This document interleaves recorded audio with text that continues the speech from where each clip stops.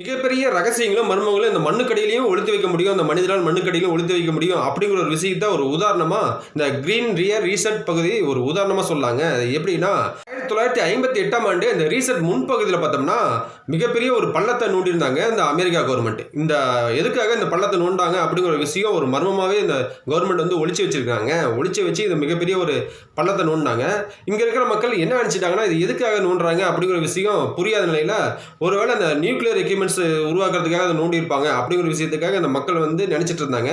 இப்படியும் சில வதந்திகள் போயிட்டு இருந்தது. இப்படி இது பல வருஷமா பல வதந்திகள் போயிட்டு இருந்த காலகட்டத்தில் 1992ஆம் ஆண்டு வாஷிங்டன் பத்திரிகை வந்து ஒரு உண்மையை வந்து வெளியிட்டதுங்க. அது என்னன்னா, 1950ஆம் ஆண்டுக்கு முற்பகுதியில் மிகப்பெரிய ஒரு அணுசக்தி நடந்தது. இதனால மறுபடியும் வந்து இந்த மாதிரி அணுசக்தி வரும்போது இதை காக்கிறதுக்காக இவங்க என்ன பண்ணிட்டாங்க, அமெரிக்கா பேரமை கொண்ட இந்த அரசாங்கத்தை வந்து மாற்றி அமைக்கிறதுக்காக இவங்க என்ன பண்ணாங்க, பூமிக்கடியில் மிகப்பெரிய ஒரு சுரங்கப்பாதையா உருவாக்குனாங்க இந்த அமெரிக்க அரசாங்கம். அதன் பின்னாடி நூற்றுக்கணக்கான படுக்கை அறைகளும், ஆடிட்டோரியம், அப்புறம் வாட்டர் ஸ்பெஷலிஸ்ட் போன்ற விஷயங்கள்லாம் வந்து அப்பயே அந்த காலகட்டத்தில் ஏற்பட்டிருந்தாங்க இந்த உள்ள இருக்கிற அந்த சுரங்கத்தில்.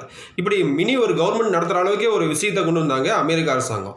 இந்த ஒரு விஷயம் வந்து 1950லேருந்து 1992 தான் இந்த ஒரு விஷயம் வந்து மக்களுக்கு உண்மையை வந்து வெளியே தெரிய ஆரம்பிச்சதுங்க.